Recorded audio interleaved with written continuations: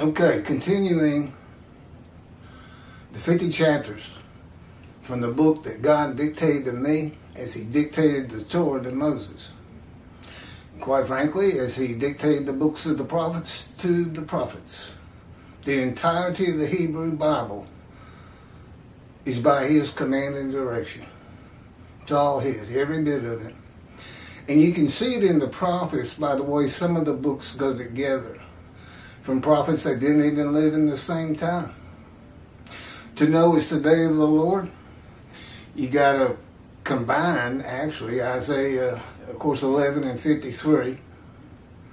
Jeremiah 31 is the most important because it says, when the land blooms again, the ruined cities restored, and Jerusalem rebuilt, I'll make a new covenant with you.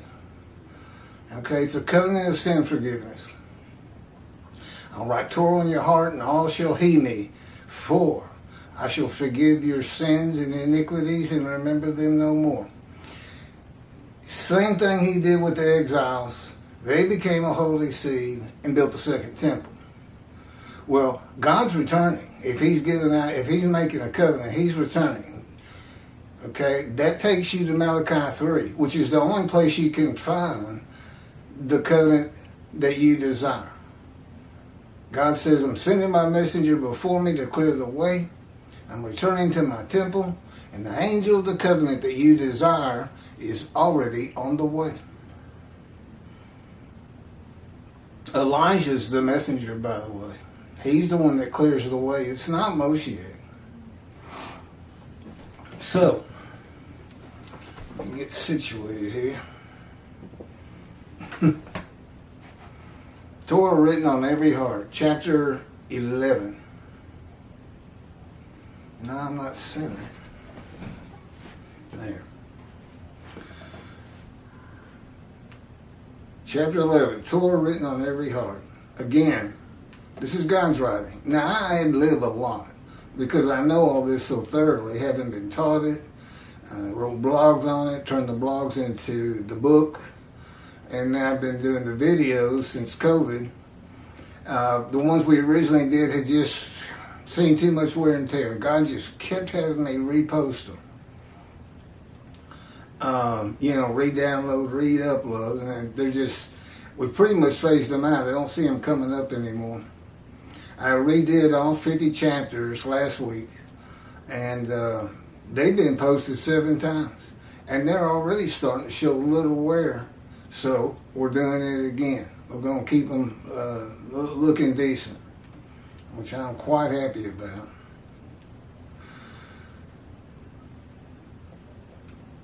Okay, this is from Jeremiah 31 through 34, verses 31 through 34.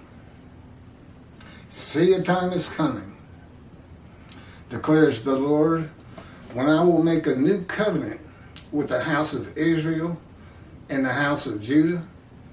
It will not be like the covenant I made with their fathers when I took them by the hand to lead them out of the land of Egypt, a covenant which they broke. Though I espouse them, that would be married or adopted anyway, then, declares the Lord, but such is the covenant I will make with the house of Israel after these days, declares the Lord. I will put my teaching into their innermost being and inscribe it upon their hearts. Then I will be their God, and they shall be my people. Okay, that's the original covenant.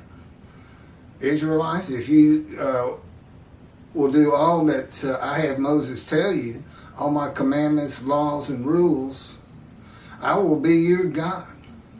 And to a man they had gathered as one man Israel. It's only happened 2 times, but this is the first one. And to a man they agreed. And he became their God, and the Jewish people became his people, his chosen, his children, his bride. It's got all kinds of names. No longer will they need to teach one another and say to one another, heed the Lord. For all of them, from the least of them to the greatest, shall heed me, declares the Lord.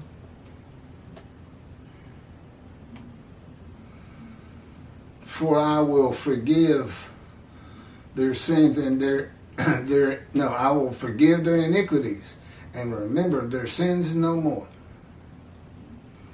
The covenant to write Torah on every heart is fulfilled by amending the original covenant from strict compliance to being, quote, mindful of the teachings of my servant Moses, whom I charged at Oreb with laws and rules for all of Israel. Close quote. You can find that in Malachi 3. It's mindful. He's saying be mindful. It's not strict compliance. Every sect of Judaism is going to have to determine of their own what that really means and if they're going to change their ways or not. But it's be mindful, and it's going to help me draw people that I need to make righteous, to remove their guilt. Because I offered myself for guilt, but it's to remove guilt. And I'm the one that goes through all the wounding, punishment, suffering, crushing, bruising, chastisement, and maltreatment. Now, you haven't been maltreated until God does it to you. It's in His power and His words to change me. He takes somebody with a fiery spirit like Moses, like Ezekiel, believe it or not, and myself. But then He just beats you down to where it doesn't even mean anything. You can't, you just lose the edge you used to have when you were just mean. He's changed me greatly. And I laugh so much more than I ever did in my life. And that's the other book He dictated to me, The Life of God's Righteous Servant, which is my life. And it shows how I fit Isaiah 53. And I'm the only person who's ever been able to explain it properly. God wrote it that way. He did it on purpose. And I've explained that in plenty of videos. But, you know, you can find God's fire of refinement where He's straightening a prophet up. In Jonah, Job, Ezekiel particularly. Ezekiel's like the key to Isaiah 53 and understanding it. And, of course, in 53 itself, you have all those words. I call them the big six: wounded, punished, chastised, maltreated, crushed, and bruised. But they all apply to me. But I'm not taking it in a vicarious manner. It just means I'm in the fire of refinement so that I can be the teacher of righteousness who makes the many righteous with my knowledge, not by human sacrifice or blood. But it is written so that you can't figure it out. He wanted it such that only the man described could explain it, and that's me. The purpose, there's there's only 6 prophecies left that are unfulfilled. 4 righteous men to come. And this is the time to come. And 2 covenants. Covenant of friendship and this Jeremiah covenant of sin forgiveness, which I'm going to be explaining a lot more. 4. Okay? That's Elijah, the prophet like Moses, Moshiach, and the man actually described in Isaiah 53. You got 4 righteous servants, but only 1 description. I'm all for. Yeah. I've already written 2 books dictate to me what is the unique about Moses. Well, there's the Exodus, of course, of which there's no need for today. But God dictated the Torah to him. He dictated a book to him. And how do we know? Because Moses could not have possibly known the information of the first 5 books of the Bible.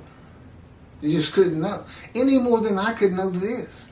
This is my first and foremost proof, is this book that we keep putting on video, because apparently people don't care to read much, because I can tell when somebody goes to WordPress and is looking at the book itself.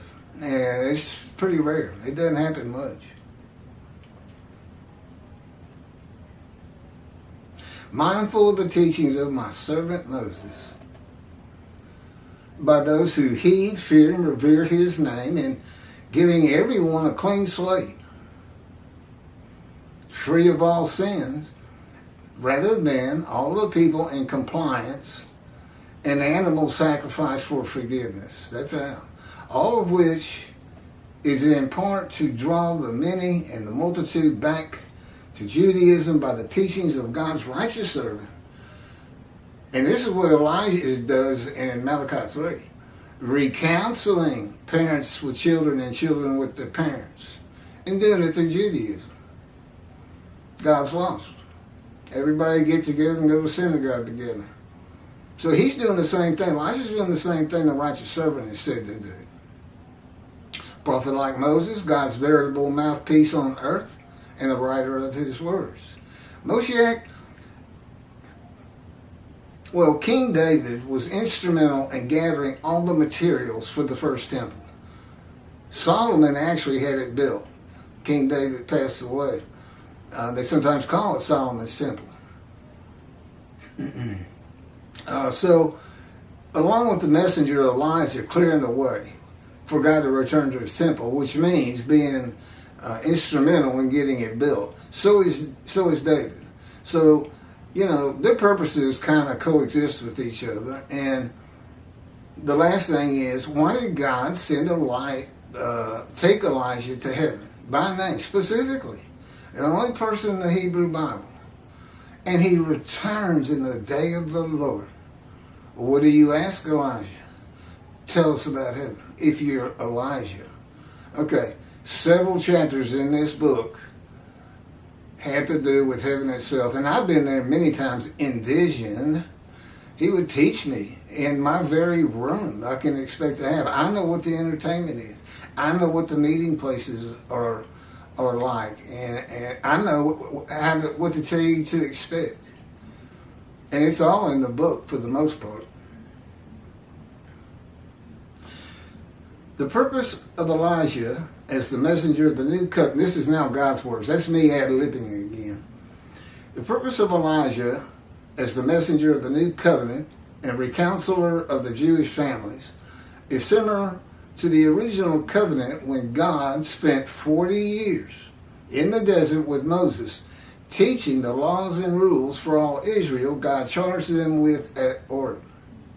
And he became their God and they became his people is repeated in the amended new covenant. That's what it is. It's an amendment and confirmation to be made in a time to come when God again says, I will be their God and they shall be my people.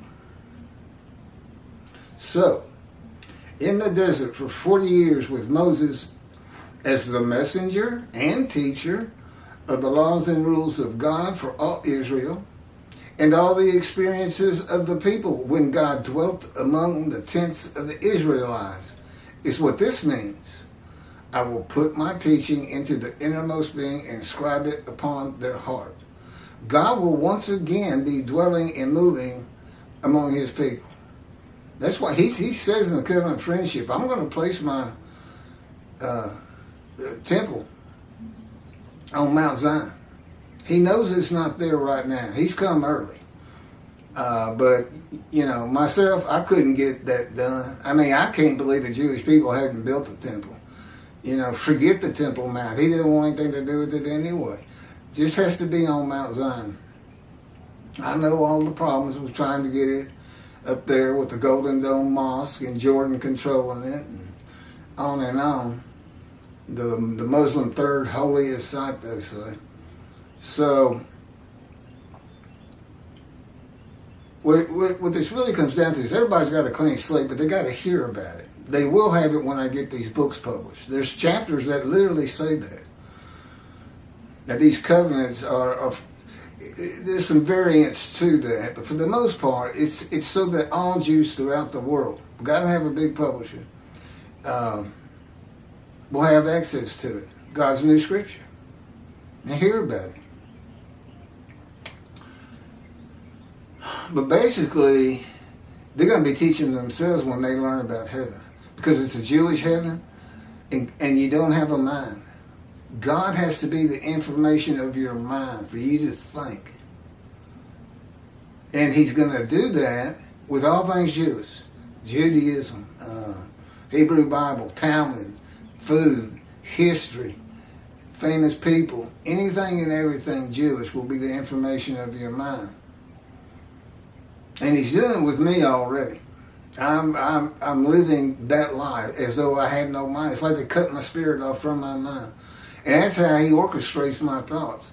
But he keeps it in line with who I am and very similar to the way I once thought, but there's a clear difference. But I'm still Keith, and in heaven you'll still be you. It's just a lot different when you don't have a human body. A lot different. I mean, that's hungry or wants to sleep and things like that. You'll have a form. I don't know how that works. He hadn't explained it to me.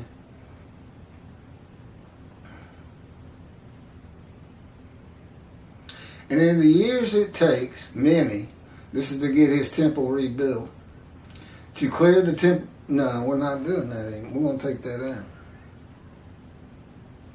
When Moses walked among the tents of the Hebrews, God was with him. You see, the Spirit of God alights upon you. That's Isaiah 11. Alights upon the twig of the anointed one. The Spirit alighting upon you is the anointment. And God is in his Spirit. 11 could have just as well read the Spirit of God, and the presence of God, if you will, alighted upon the twig of the shoot of the stump of Jesse. Every one of the prophets of the Jewish people was a man of divine beings, because that's how he talks to a man. He comes within you with the person of his Spirit, who is an angel, and most definitely a person, and manipulates your mind. He makes you, it's as though you're having a conversation with him, but he's doing it by manipulating your mind. The sages wonder, did Moses hear God with his ears? Answer is no. He can make it seem like that, but rarely does he. That's not how it's done. And so immediately the man, Moshiach, becomes a man of divine beings. And that would include me. This is all real. This is the time to come. That land lay desolate for 2,000 years till the Jewish people returned after the Holocaust, created the state of Israel, and started to make it bloom again. Took a lot of toil and a lot of hard work, restored the old cities, Jaffa, just all of them. And Jerusalem is a mighty metropolitan city now.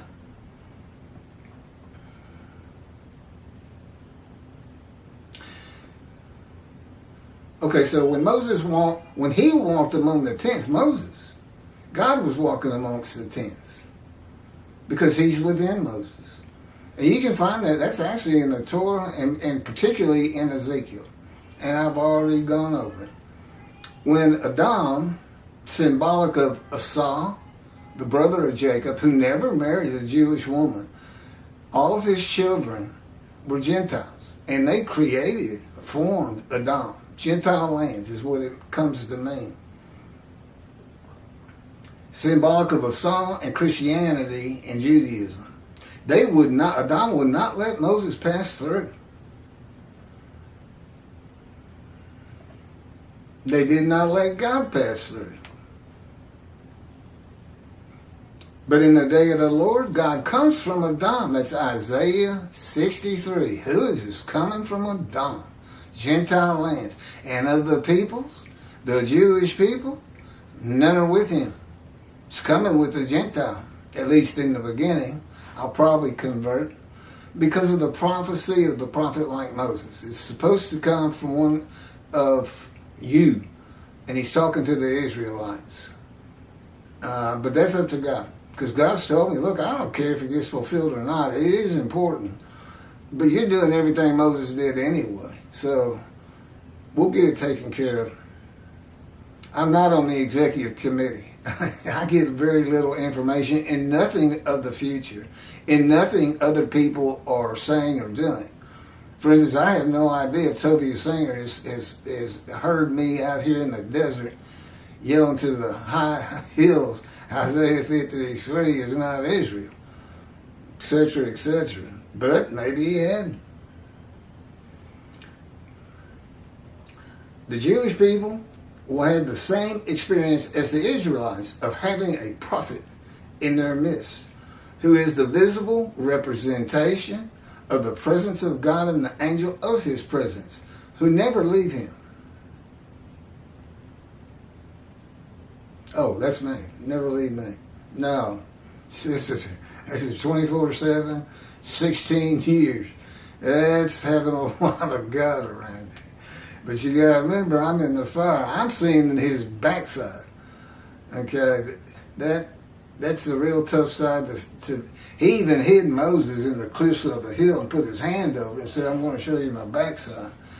Well, that's all the Satan you'll ever need. I can tell you that.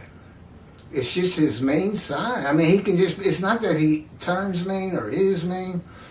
He can just do things to you that seem mean, and it surprises you that he would do it. But he says, that's how I change you. And it doesn't bother me a bit.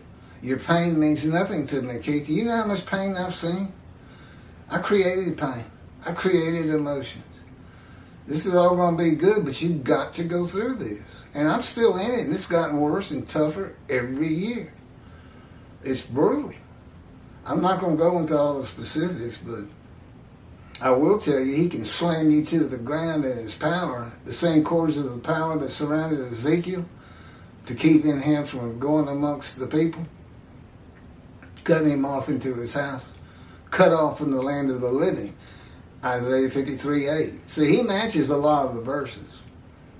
In Malachi 3, God makes it clear that he knows many will fear, heed, and revere him, and that many will not. He points it out. Even when he has forgiven the sins of the Jewish people and remembers them no more. Many of the Jewish people do not believe in God and do not practice Judaism. Only 30% are observant. So, and he knew that when he made the covenant. I know it says all will heed him, but he said, that's what you would expect if I was forgiving everybody's sins. He said, but we all know better. I knew when I told the Israelites what sin was and not to do it, that they were going to keep sinning. You know, some would come correct. And he says, it's really for them. It's to live a better life. The earth is harsh. But if you follow his rules, commandments, you'll live the best life you possibly could under whatever circumstances you're in. Yeah, everybody didn't have to be. I hear Jews for Judaism saying, well, if we were all sin-free to the best of our abilities, then maybe God will come back. No. It's just y'all return, I'll return. Well, you did return, and here he is. See, your time is coming. It's right here. And he can speak through me just like he did Moses. He does it on these videos sometimes. Sometimes I don't even know he's doing it until I rewatch it. I said, wait a minute, that's you saying that. That's not me.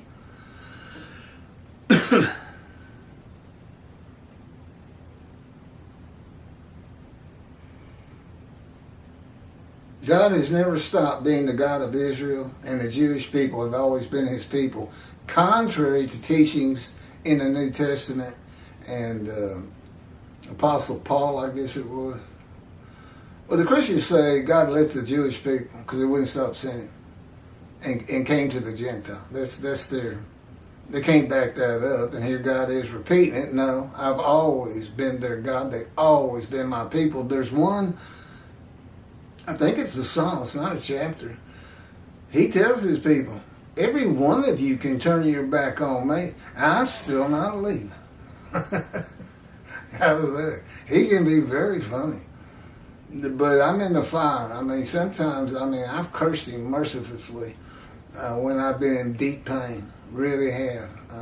I always feel bad about it, and he said, well, that's part of it. That helps change you. It's brutal. That's all I can tell you. The covenant, I will write Torah in your heart, is a metaphor with a degree of hyperbole. God is announcing a new, less strict covenant and says that all the Jewish people will heed him, for he will forgive their iniquities and remember their sins no more. So it's an amendment with an addition of forgiving the sins. And so there'll be a holy seed to build the third temple. It's just a repeat story. He forgave the exiles. All 13 tribes had returned. And they did. Read Ezra if you don't believe me. And in Isaiah, he forgave them of their sins and iniquities. And they ended up building a second temple. Well, in Jeremiah, it's for the Roman dispersal, the diaspora, which means away from the promised land. Okay, next up is chapter 12, divine inspiration of prophecy fulfilled.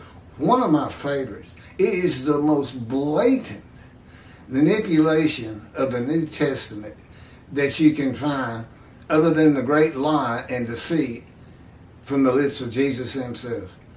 They go together. These are my top two. There's just flat out something wrong with your book and your unblemished lamb, who God has a top 10 lies of Jesus. I don't know if we put it in a chapter. They show up in here. Okay, next up, chapter 12.